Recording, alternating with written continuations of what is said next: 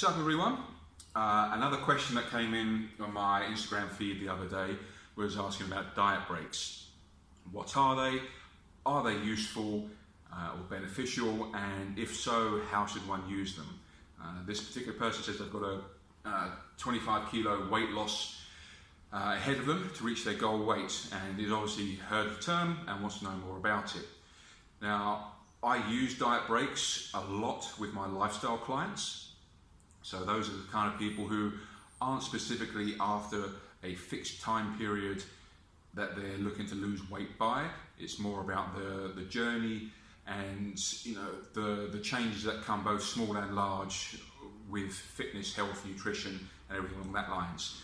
Now my athletes, so my powerlifting clients, physique clients, those I do use diet breaks with, although slightly differently and not as often. So as always with this, it does depend. Now, having said that, a diet break is a period of time where your calories are pushed back up to either maintenance or just below maintenance calories.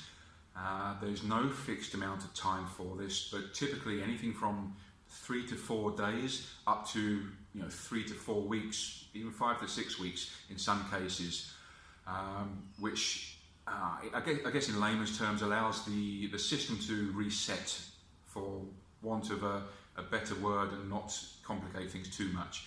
That will just allow internal processes to kind of get back to fully optimal functioning after a period of restriction on calories.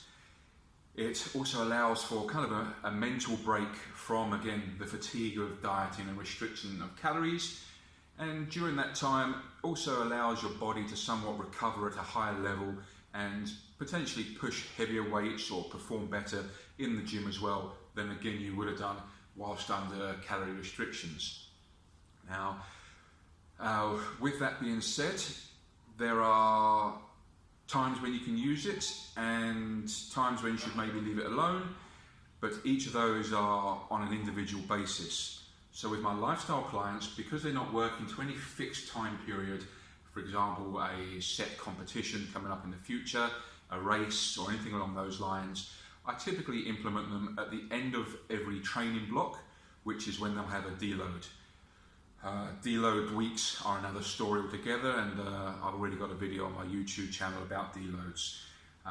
But essentially during a deload break, training intensity and volume, etc. is reduced, and I push extra calories in this time to help facilitate a greater amount of recovery, which will set them up for a stronger period in their next training block. What this also then allows to happen, as just discussed, is this somewhat internal reboot or reset and a bit of normalization of things that have probably downgraded a bit during the restriction of calories. Now, with diet breaks, you do get that plus side, but the downside is for every diet break you have, and again depending on the period and how high your calories are pushed, your chance or your goal destination is moved that bit further ahead. So you'll find that getting to the destination takes longer, but it'll be a more comfortable way of getting there.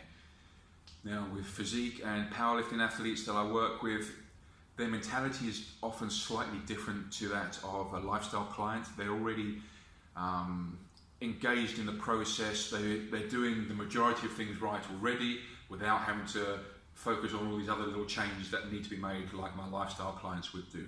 So they're very much already in the zone where they need to be, and they've got the mentality of knowing what to expect, to essentially embrace the suck, because dieting does suck. Nobody likes to eat less than they need, but it's a means to an end. And with those clients, again, those I can either do again a deload and a diet break at the end of every training block, but invariably if the client is doing well and they're feeling good, I'll keep them pushing for several weeks longer. Some will be 12 weeks without a diet break, others will be slightly less. My own journey with my trip to stage in 2017, I did 34 weeks of constant dieting. I didn't take a single diet break in that whole period. and that enabled me to reach my goal in the set period of time that we'd worked on. If I'd have added diet breaks into there, my routes might have been more comfortable and easier to stage, but I'd have needed to factor in maybe 44 weeks of total dieting phase rather than 34 weeks. And 34 weeks is already a very long prep. What you'll typically find these days is, again, with the physique style industry competitions and that, people are starting to use diet breaks more to reduce the shit side of dieting, and they're prepared to go at it for that bit longer when they do it as well. So instead of focusing on a 16 to 20 week prep, they'll maybe focus on a 32 week prep to factor in the diet breaks.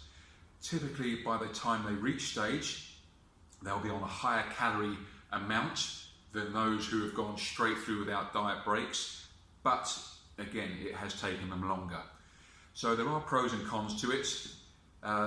There is no fixed rules as to when you should implement.